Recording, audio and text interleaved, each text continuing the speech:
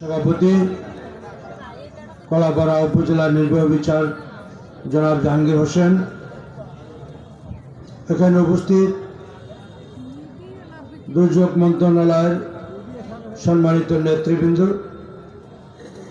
আমাদের জেলা আওয়ামী লীগের সম্মানিত সভাপতি কাজী আলমগীর এবং সাধারণ সম্পাদক জনাব আব্দুল মান্নান, এখানে উপস্থিত আছে আমাদের very evening to Mr. Abdul Sattar, representative of IOM of Bangladesh. Many thanks to you.